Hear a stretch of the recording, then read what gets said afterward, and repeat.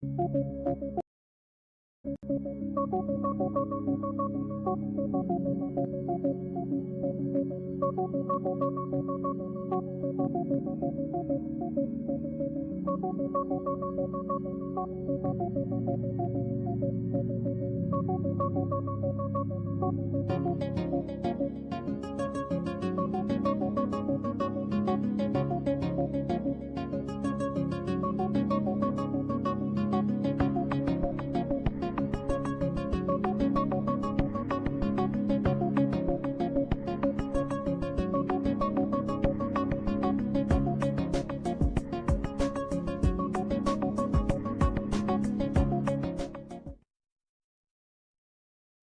get rolling. We have an important topic at the end here. Important to talk about the details of, actually. Because now we're going to talk about multi-level growth models, which sounds like a misnomer because growth models are already multi-level, except that we have tended to treat the growth models as single level in the wide multivariate fashion rather than in the long univariate two-level fashion. So what we're talking about now is really three levels. We're talking about time, person, and cluster. And we're going to get back to our thumbnail sketch of the essence of growth modeling on your left. And you remember this slide now? It seemed so complicated yesterday morning, and now, you know, it's just baby stuff. Give me some real formulas. So you have the, you know, you have this, yeah, that, and that. And, you know, you blend it together, and you get some neat analyses. So that left picture is then replicated on your right, and we looked at this briefly yesterday morning, and some of you probably didn't fully live into all the wonders of the connection between the wide approach and the long approach. I guess the long approach is also called the vertical approach. But now we're going to focus more on the long approach and see the connection between that and the wide approach more explicitly. And again, we work with slides side by side here. And we have the wide approach at the top here and the long approach at the bottom, focusing on the data structure. So again, the wide approach, which we talked about, we have an intercept growth factor I, subscript I, and a slope growth factor S, subscript I, and time that can be Ti, individually varying times of observations if you want, and an epsilon. And we regress I on a time invariant covariate W and an S on a time invariant covariate W as well. So we have this simple picture. Now the data there is person I, a certain person I in the data set is represented as this row, an ID, and the Y for time 1 and the Y for time 2 up to Y for time, well, a Y for time 3, and then the X variable, which is, that's the X variable. Where is the X variable? Well, that's time then. The time is for each of the 3 time points here. So this is these are the T-scores in the individually varying times of observation approach.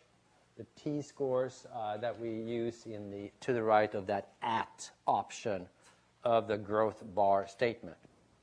So when we talked about individual times of observation yesterday, we talked about reading time scores as data for each of the time points, and those variables are designated as T-scores equal, putting on that list in the variable command to be treated separately, and they are used in the at command of the growth model. And then we tack on the W variable, which is a variable that does not vary across time, but varies across people only.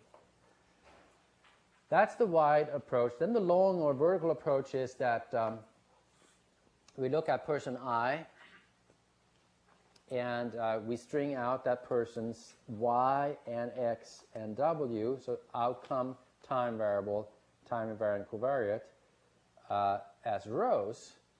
So we get many, many more rows and not as many columns. And that is the long two-level approach. And now we can go back and look at the bottom of this slide. Actually, we see it better on this side. Go back to this slide. Whoa, back is that way. Looking at this more closely, because now when we've done two-level modeling for cross-sectional data, we have then familiarized ourselves with the notation that we used here briefly yesterday.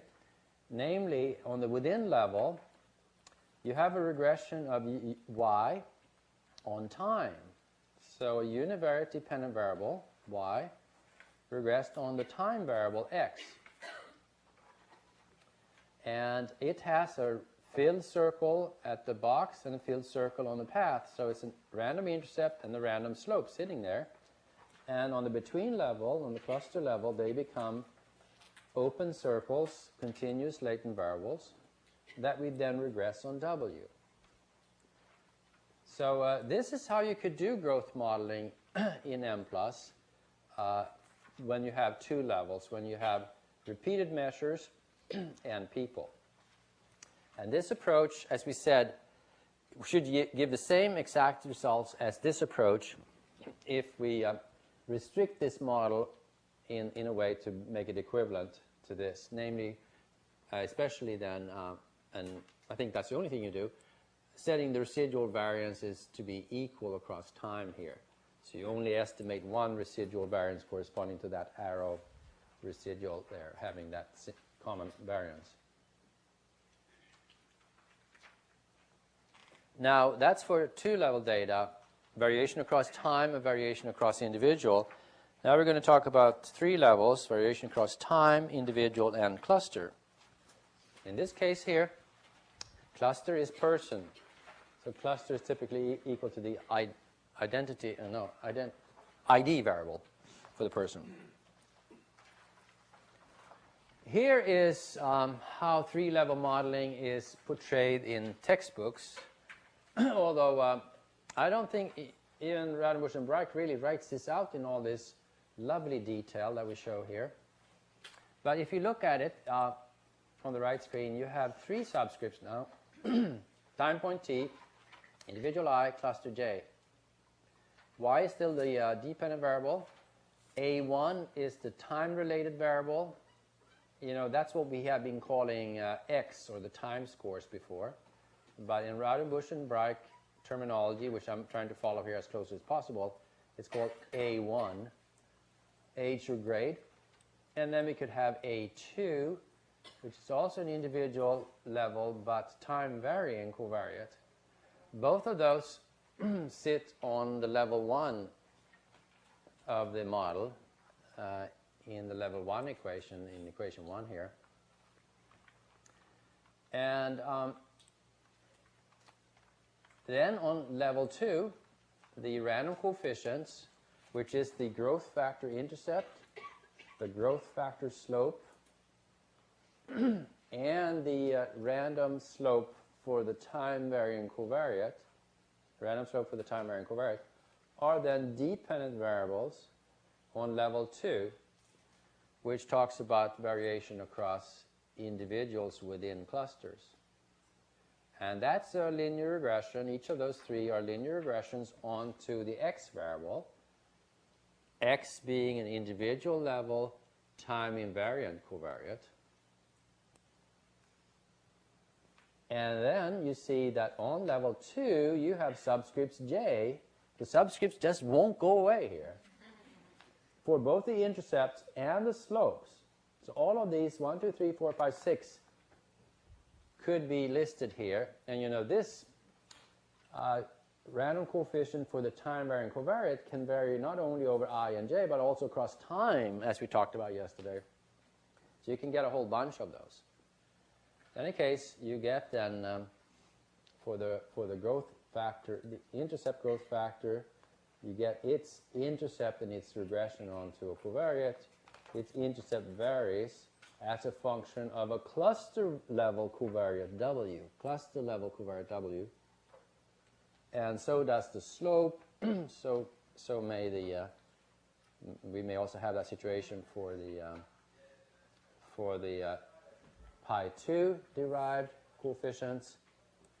So we have all of these equations written out there. So it looks complex, and we're going to simplify it shortly.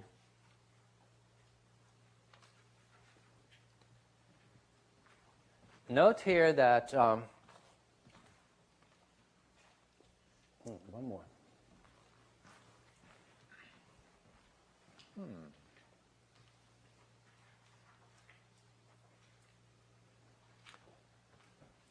That we have these IWIB growth factors in Mplus parlance that are shown here, what they consist of. You have then, for the random intercept, for instance, this random intercept, which varies across individuals and across time, can be broken, across cluster. The intercept growth factor varies across individuals and across clusters. But you see it has two parts. One part that varies across individuals within clusters. You have ij here for both the x and for the residual. And one part that only varies across clusters. So the beta 00j is the one that only varies across clusters. So in Mplus, we make a distinction between those two parts. IW, intercept varying on the within, and intercept varying on the between. So it just represents different parts of the variation across cluster or across individuals within cluster. So when we go to the left screen, which we won't do yet, you will be able to connect those quantities with what you have here. Note also that we have 3 levels in the standard multi-level approach done by, say, proc mixed or MLWin or HLM. But in Mplus, we have only 2. That's why we use the term within and between. In this case, level 1 and level 2 are subsumed by the within, and level 3 corresponds to the between. Pretty much the same as before, that is, variation across time and variation across individuals, which you have in the first 2 levels, are put into one level. So this becomes, this is like variation across time, variation across person is what we've had in yesterday's lecture. And we take the multivariate approach for that here as well. So since we take the multivariate approach to growth modeling, we reduce the number of levels from 2 to 3.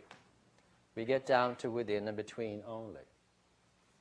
So with multivariate, with repeated measures data, growth modeling, we always have 1 level less than what you might have. And then we try to be consistent here. We take the same approach pictorially as we did for regression analysis. We talk about within and between. So this is within cluster variation. This is between cluster variation. And we have, say, 4 time points here. Take the multivariate approach. We measure one variable like math achievement 4 times. And we have a growth model, say a linear growth model with a covariate here. And we say that we have random intercepts in the outcomes. Random intercepts which then turn into open circles on the between level, namely continuous latent variables. And those continuous latent variables have their own growth model, so to speak. The variation in those random intercepts is captured by the between intercept growth factor and the between slope growth factor. But if you feel a need to connect the 2 frameworks, you're helped by this. I just did it for the I growth factor. You can do the same for your slope growth factor. But again, the intercept growth factor is here, pi 0 ij, and the variation in that is broken up into cluster variation, which is, this one is the same as this one, which is IB, and then within cluster variation, orchestrated by xij and r0ij. So there you see the equivalence. But one way of thinking about it is that you have a growth model for both the within and between variation. And in fact, we're very interested, of course, in the variance that's attributed to the within variation of, say, the intercept relative to the between variation in the intercept. Same for the slope. But we're interested in separating the variation for those two growth factors. We will only have one mean. You don't have a mean for IW and a mean for IB. You ultimately, if you go far, if you survive going down this list here, from level 1 to level 3, ultimately the subscripts die out. So here you, subscripts IJT. So here you have no IJT subscripts anymore, as you did here. So here they're regular fixed coefficients. And those are, if you don't have any covariates, those are the means. And you only have one set of means for the growth factors. So what we do in Mplus, we pick up the means on the between level, IB and SB. IB has a mean which is equal to gamma 0, 0, 0, at least if you don't have the covariate. So that's the basic story here. There's a direct connection between the two. And you notice then that if you look at this picture on the left, here's what we have alluded to several times, Linda and I, that you don't have any residual arrows coming in here. No residual arrows coming in on the between level. You can think of this as a factor analysis model. This is CFA with covariates, right? That's what growth models are, basically. But on the between level, the factor indicators have 0 residuals. So you have perfect reliability on the between level. And in factor analysis, we said that very often that's approximately true, that the residuals on the between level, the residual variances rather, are so small that they can be ignored. Another way of saying that is, two other ways of saying that is that you have almost perfect reliability on the between level. And the second way of saying it is that on between level, which is an aggregated level, you usually have higher correlations between variables. You talk about ecological correlations in the sociological literature. So on the aggregate level, correlations between variables is higher than on the non-aggregated individual level. And that's reflected by higher reliability, and reliability that's even 100% here in many cases. But Mplus can include residuals, and their variances can be estimated on the between level. So now your task is at 4 o'clock in the afternoon to try to figure out what does a between level residual mean. They're not biting on this very much, are they? So it is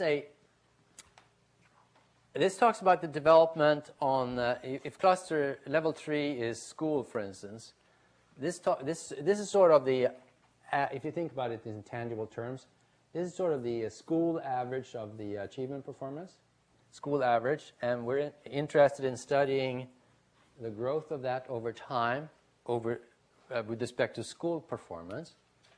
But then we're saying that we could include the residual, and that says that on the school level, the growth factors don't explain all of the variation in these school averages, but there is time-specific influences on the school level. Time-specific influences on the school level. Say that a school got a lot of funding here at time 4, and therefore there was a residual positive influence on school performance. So a performance that was increased on average for the whole school. There could be such specific residuals that are greater than 0, that is, have variances greater than 0. And actually in real data we have found that to be the case, that those variances are not always 0. And interestingly enough, that's very little known in the multi-level literature. And if you look at these formulas, you could look for a long time, and you can't see any such residual variances. It's even hard to figure out where they would appear. But they're not there. But in Mplus, you can actually allow them and test for their significance. And actually, if they are significant, these residual variances, and you leave them out, you will misestimate some of the variance components in the model. So it's not just of academic interest. Well, it's mostly of academic interest. So now we're going to take a simple example of this. Okay, it's really of academic interest. No, it's not. But you have then LSA, you have a simple LSA analysis here. For the first time, we're doing a serious analysis of LSA. Because now we are acknowledging that we do have multi-level data. That is, we did have students clustered within schools. So we have a within-school model and a between-school model drawn in the way that we have agreed upon, namely circles on the between, which are latent versions of school averages of the math score across the students, which are thought of as the random intercepts of these observed math scores varying across schools. We apply this model. It's a growth model for within, growth model for between.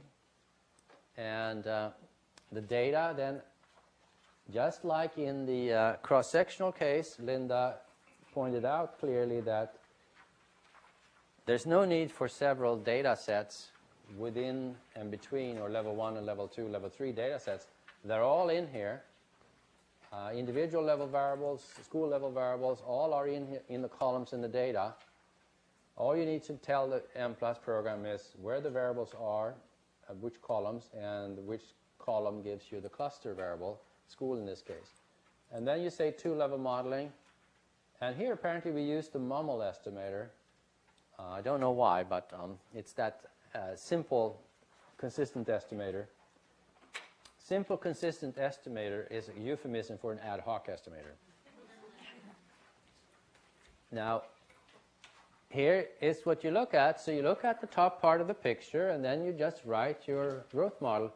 On the within level, you have I and S, math 7 at 0, math 8 at 1, and here we allow for estimating time scores. And then you regress I and S on Mother's Education and Home Resources, as shown at the top there. And on the between level, well, you have the same growth model specified, including equalities across levels here for the time scores, estimated time scores. In fact, if you didn't have equality across levels rather, for these time scores, I don't know what kind of model you would have. It's probably something worthy of a methodological dissertation. But if you look at the formulas, those complicated formulas, you will see, and maybe we should do that for a second, you will see that the time scores should be the same across the levels. That's what that model says, at least. Because the time scores are A1 are the time variables, right? And A1 multiplies pi 1, and pi 1 is sitting here. And this is then the between part of the slope, and this is the within part of the slope. So the between and the within part of pi 1 are multiplied by the same time score variable. So therefore, if you estimate them freely, according to that thinking, they should be held equal. From a factor analysis point of view, it seems a little strange, doesn't it? Because we don't expect loadings to be the same on within and between necessarily. So maybe there is a research topic here for somebody to figure out what can be done if a more general three-level model can be formulated or not. But in any case, let's not worry about that right now, but instead try to see what we find here. You have 50 clusters, 50 schools in LSA. Average cluster size 18, and interclass correlations of 0.15 or something. So if you use the formula 1 plus 18 minus 1 times 0.2, you get a pretty high def. So you do want to do modeling that takes clustering into account, and our two-level modeling within and between does do that. Here you get a chi-square test of fit, which is pretty good. CFI is good, and RMSEA are good. So it's a well-fitting model, and for the first time now, we get a serious assessment of the importance of the covariates, modest education, and home resources. Earlier, we ignored that the data were clustered. Students were clustered within schools was ignored. If you remember, if you ignore clustering, are the standard errors too big or too small? Yeah, that's right. They're too small. So we could have run into the fallacy of thinking that the covariates had significant impact when they didn't, because significance, you know, as it says in the heading up here, is the estimate divided by the standard error. But nevertheless, if you take the clustering into account and give and calculate standard errors at the level they should be, and they are probably a little bit larger than what you looked at yesterday. I don't have that comparison handy here. But they're probably a little bit larger. But even so, you have significance here. So we can truly believe in these covariates that's influential. Except modest education doesn't seem to be influential on the growth rate. But I don't think it was yesterday either. Probably won't be tomorrow. So here you get more results, and we see this little feature that we talked about. Thanks to the fact that we take a multivariate approach, we do not have to hold the residual variance equal across time. And here, this residual variance is twice as big as 12, saying that there are many left out time-varying covariates that seem to influence math performance in grade 10. And you don't want to hold those equal. That would distort the results. And on the between level, which then talks about school phenomena, you can talk about the starting point in achievement in grade 7 for schools. It's not at all related to modest education, insignificant. It is significantly influenced by home resources. And home resources here then is an average variable. It's an average variable. Actually, we should take a look at that a little bit more carefully. Just 1 second here. If the input shows it. Yeah, so here you have a situation, folks. We slipped that one by you. Modest education and home resources are mentioned here, but they're not put on any within or between list. So what Mplus does for you is take modest education and home resources, the variables measured for students, and on the between level, it creates automatically. Actually, it would be more correct to draw this with latent variables here. Instead of having an x bar sub j variable that you create, Mplus decomposes the variable into its within and between components and does the regression on that latent variable instead. And that Lutke Marsh Asparohov Mutain paper that's perhaps forthcoming in Psych Methods that I mentioned talks about pros and cons of doing it using a manifest or a latent approach for those covariates. But in any case, it's the latent approach used here. Doesn't matter much probably in this case. And average home resources for students in schools has a positive impact on the starting point of math achievement in grade 7, but not average modest education. The slope, well, the slope talks about how school averages improve over time. And for that, you have to probably go and look at other variables than modest education and home resources, maybe school funding factors or other more intricate predictors have to be used to have a chance of predicting that. So we have no significance for SB here, for the school part of the variation in the slope factor. So that's 3-level analysis by Mplus. You have then the final page here, lo and behold, on the between level, this is the continuation of the between level, right? Slide 166 is a follow-on to 165, which was the between level. So this would actually warrant a bolding here of the output, I think, because then here we have those between level residual variances that you see here. These little arrows are the residuals. They mean zero as usual, but they have variances. And the variances are, in 1, 2, 3 cases, significant. All positive and significant. So fixing them at 0, as you would do in standard multi-level software analysis, 3-level analysis, would be incorrect. And then we let this wart here be shown, saying that very often when you allow for random slopes, as in this case a random slope growth factor, may you come out with a variance, in this case a residual variance, because it's predicted by mother's education and home resources, that is negative. True, you can impose a model constraint on the parameter to keep it positive, but we like often to let it hang out and see. In this column we would say if it's significant or not. Here it's insignificant, and which would say I would rerun this model because this may look bad in a published paper. We run it fixing the SB variance at 0. So SB would be a fixed effect. That is, schools do not vary in terms of growth over time. Students vary in terms of growth rate over time. SW's variance is significant, but not SB.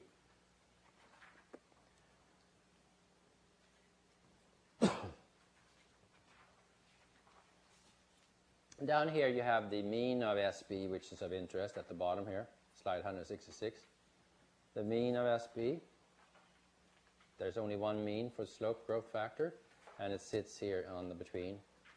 And it is, is that right? It's insignificant? That's what it says, right? SB mean is insignificant. Huh. Well, no, it isn't the mean. I'm fooling myself. It's the intercept. Yeah, that was just a pedagogical trick. SB intercept is not equal to the mean because nowhere in the input did I do centering. So these variables do not have mean 0. These variables do not have mean 0. So the mean of SB is equal to the intercept plus the coefficients times the means of those variables. If you really want to know what they are, what the mean of SB is, you have to look to Tech 4. Tech 4 output gives you the mean computed for you for any latent variable in the model.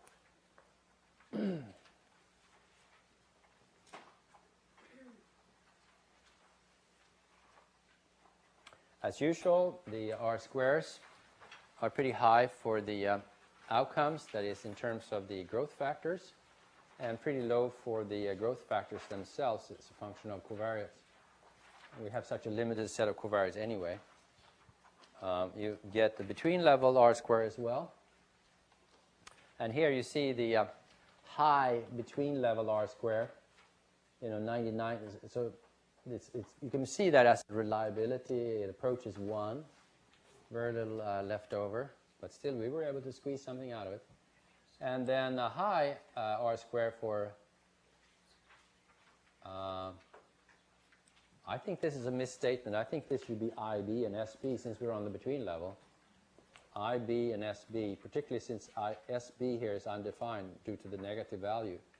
So I wouldn't feel bad if you changed W to B in those two instances. That's probably, I'm 99% sure of that.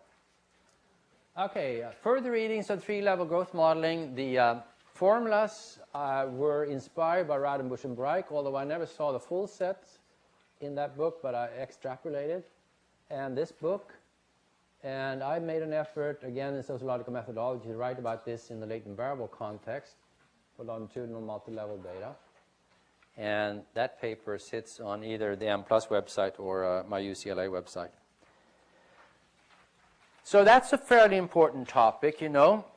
You do want to do growth modeling even in cluster data. And you want to be able to tease out the variance components due to student and schools in the growth and explain them. They have different predictors, different influence from covariates. That's a very important topic, I think. So that's an example of 3-level analysis in Mplus done as a 2-level modeling effort. Okay, now comes a fun medley of leftover advanced topics to really inspire your totally dead brain, right?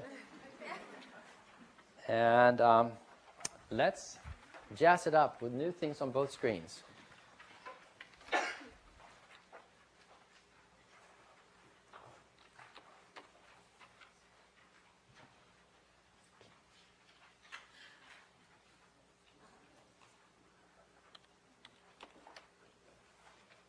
So first on the left screen, what do we have here?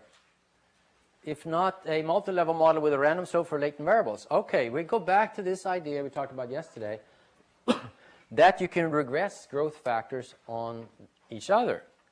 So the rate at which you grow could be a function of your starting point. And but that regression slope for the slope on the intercept, getting complicated, huh? This is a slope for the regression of the slope on the intercept. Now you're with me, right? This is telling the strength of the predictive strength of the intercept starting point on the growth rate. It can vary across schools. Some schools are better at being egalitarian again, you know, not letting the starting point influence the growth rate so much. Some schools have low values, some schools have high values. In either case, it's a random slope, which on the between level ends up keeping the other random latent variables, continuous variables company. And you can try to explain the school level variation in the slope by school level covariates. This has been done by colleagues of mine at UCLA, Michael Seltzer and his student Kil-Chan Koi. I think it's coming out in JEBS, Journal of Educational Behavioral Statistics. They take an MCMC approach, which, you know, Bayesian approach using the Markov chain Monte Carlo method. But you could do this in Mplus using the standard maximum likelihood approach. So you just augment the regular growth model on between with this random slope continuous variable. So that's one example. That could be quite interesting, and you might think of other applications in your area where you have, you still have 3-level data, right? Variation across time, variation across people, variation across clusters. So if you think about a really hot application, tell us, and we'll use it. 2-level, 2-part modeling on your right screen. We talked about 2-part modeling yesterday. We talked about variables that were extremely skewed with a strong piling up at, say, 0. And we split that variable into variable designating if a person was experiencing the event or not. So binary outcome variable, for which we had a growth model describing individual difference in development of the probabilities of experiencing that event. And then if they experienced the event, we had the amount of experience in these continuous variables up at the top, which with their own growth model. And those two parts are probably highly correlated, not only due to covariates, but probably you would have a strong residual correlation here as well. Now, that can also be taken 2-level. So if you look at this picture carefully on slide 171, you see the random intercept feature sitting here, filled circles, circles that open up on the between level into continuous latent variables. and for which you then specify a growth model perfectly in line with what we just talked about. So it is a within-between growth model, so it's a three-level model for two-part modeling. Three-level modeling for two-part modeling. So that's quite doable with the between-level, school-level, say, covariate, predicting the two parts, potentially predicting them differently on the between level, just as the two parts can be predicted differently on the within level. Just so you know that that can be taken two-level as well. Here's an interesting topic, multiple indicator growth modeling as two-level analysis. And this actually is useful. This is not just academic dreaming. You don't believe me, right? But I actually was faced with this situation recently. It's not easy being a methodologist when you have to draw these diagrams. You have here, actually it's time this way, and then twin 1, twin 2. And I have multiple indicators. Actually, this was a researcher in the Netherlands, Dorrit Boomsma, who had two measures of loneliness across time. And she wanted me to analyze that by doing an ACE twin model where the outcome are growth factors for behind latent factors at each time point here. So you have factors with two indicators at each time point for twin 1 and for twin 2, and then you have a growth model, say focusing on the intercept I1 and I2, you have a growth model which you where you do the ACE decomposition and estimate heritability based on monozygotic and dizygotic twins. So what you're looking at here, you have two indicators at 5 time points. 2 times 5 is 10 for twin 1 and 10 for twin 2. You have 10 variables. You have 12 factors. And since the outcomes are actually categorical, it will lead to numerical integration with 10 dimensions for maximum likelihood. Very hard to do. That's wide data format, single level approach. You could then think of taking the long approach, a two-level approach, and suddenly all of this gray stuff gets shrunken down to only 4 variables and 4 dimensions of integration. A much easier job, except you have to give something up, just like you do when you do two-level modeling of growth data. You have to assume equality across time, and in this case it's measurement invariance equality. Measurement invariance across all time points is implicitly assumed, and constant time-specific variances for the factors as well. Everything the same across time, and instead you have a level 1 variation is across occasions. Time is a variable on level 1, and level 2 variation is across persons. I'm attacked by a bug of some kind. So this one, taking the long format approach can sometimes be beneficial when you have when the multivariate wide format approach will lead to a lot of variables and a lot of dimensions of integration. That's what I want to say by these two slides. So sometimes simplifying things, if you can give up that generality, buys you feasibility. We can also do survival analysis in Mplus, and here are a few slides on multi-level discrete time survival. I don't think we want to torture ourselves with that at the very end here. But there is a paper by me and my former student Catherine Mason in the Journal of Educational Behavioral Statistics, which you may want to take a look at if you're interested in survival analysis. She also did a fine dissertation which sits on our website. And Timur Asparohov and I and Catherine Mason have a paper sitting on our website which is talking about continuous time survival analysis.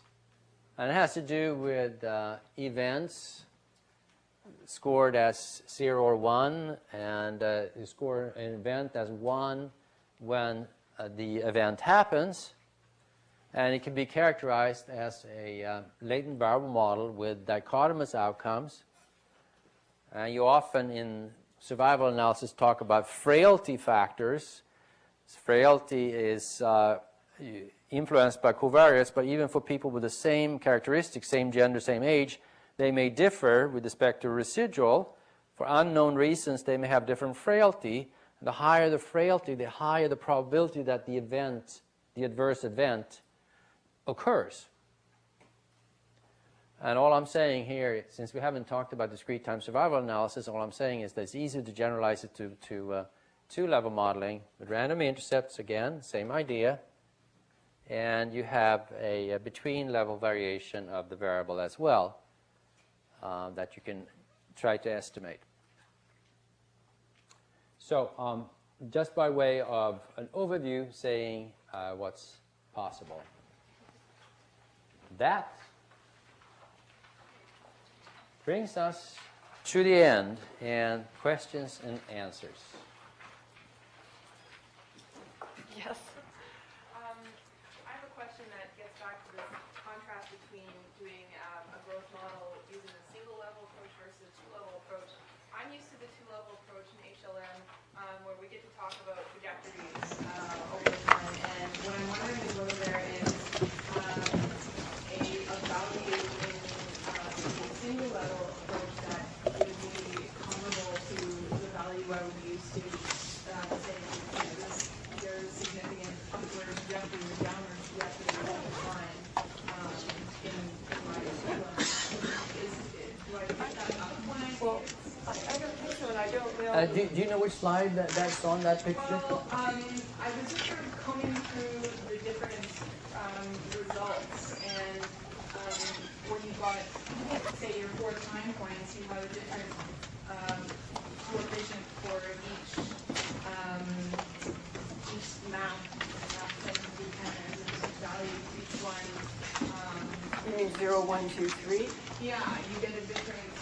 So those are the time scores that are also used in HLM, for example, but as a individually varying time, but it would be the same. Yeah. So basically, if you do the wide format analysis in Mplus, holding the residual variances of the outcomes equal over time versus a long format, you should get identical results. You're going to get the same parameters and the same values. And say the same thing about trajectories. So the mean of the intercept growth factor tells you where the trajectory starts, and the mean of the slope growth factor tells you how it grows, the rate at which it grows. So they're totally identical, except for the fact in the wide format you can let those residual variances be different across time. So if you allow them to be different across time, then you don't get to interpret. No, you can. It's just in the long format you make the assumption that they're equal because you can't estimate them. You get one residual variance parameter. If you hold them equal in Mplus, you can get the same thing. If you let them be free, it might be actually a better fitting model, and you can still say the same thing about the results. Can you put up 157 on yours? Sure. So to answer your question differently, in HLM you would see the trend mean, that is the mean of this growth factor, which is this, which comes in here, which is then gamma 100. That's the mean. Gamma 100 is part of SB. So the mean of SB in Mplus gives you the trend estimate, the average. Okay, any other questions? This is awful fly up here. Other questions? Yes. Yes. I'm looking at page 170, I'm sorry, slide 177. When you're talking about discrete-time survival analysis, how do you handle comparing with? That's a big topic, and Catherine Mason has attempted to deal with that in her dissertation, and she's continuing to do analysis using these kinds of models for competing risk and recurrent risk situations. So if you take a look at the dissertation, and then also you may want to email her about it.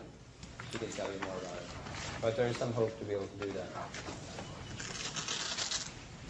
I was curious on slide 160.